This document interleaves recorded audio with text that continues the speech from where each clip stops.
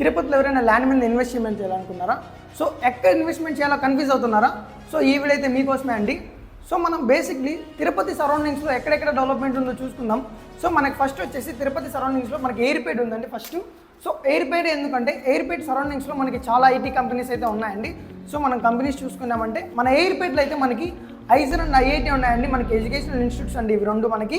So and అలానే మనకి CMR aluminium factory companies కూడా ఉన్నాయండి, అలానే రాక్మ్యాన్ కంపెనీ కూడా ఉందండి. సో అండ్ అలానే కాకుండా మనకి ఎయిర్పేట్ దగ్గర మనకి సెజ్ కూడా వస్తుందండి. సో తిరుపతికి సంబంధించి ఎటువంటి డెవలప్మెంట్ అయినా కూడా మనకి రాబోతున్నది ఒక ఎయిర్పేట్లోనే. సో ఎయిర్పేట్ సరౌండింగ్స్లో అంతా మనకి మంచి డెవలప్మెంట్ ఉంటుంది. సో అండ్ అలానే కాకుండా మనకి ఆల్రెడీ క్రికెట్ స్టేడియం కూడా వచ్చిందండి, ఇప్పుడు దానికి కూడా వర్క్ అయితే జరుగుతుందండి. మనకి 5 acres అయితే వస్తుందండి. సో ఈ ఎయిర్పేట్లో మీరు ఎక్కడ ఇన్వెస్ట్మెంట్ చేయాలి భూమి మీద, సో ఏ ప్లేస్ మంచిగా ఉంటుంది అని ఆలోచిస్తున్నారా? సో మీకోసమే అండి ఇదైతే.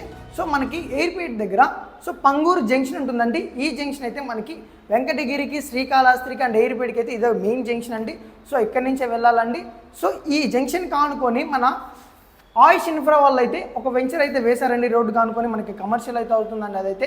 సో ఈ వెంచర్ అయితే మనకి మంచి డిమాండ్ ఉందండి. అండ్ అలానే కాకుండా ఈ వెంచర్ సరౌండింగ్స్లో ఈ కంపెనీస్ అన్నీ ఉండడం వల్ల మనకి ఫ్యూచర్లో ఒక మంచి డెవలప్మెంట్ అయితే ఉంటుందండి మనకి.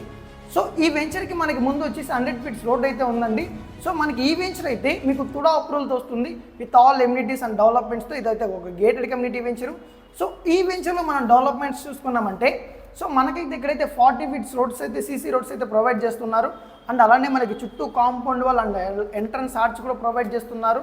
సో అండ్ అలానే కాకుండా మనకి ప్రతి ఫ్లాట్కి ట్యాప్ కనెక్షన్ ఇస్తున్నారు. అండ్ అలానే ఎలక్ట్రానిక్ సిటీ కూడా ప్రొవైడ్ చేస్తున్నారండి వీళ్ళైతే మనకి.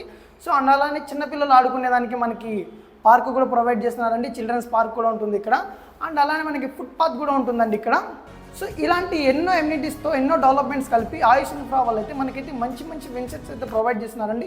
ఇదైతే మీకైతే ఒక one of the best option అవుతుంది ఇన్వెస్ట్మెంట్ పరంగా.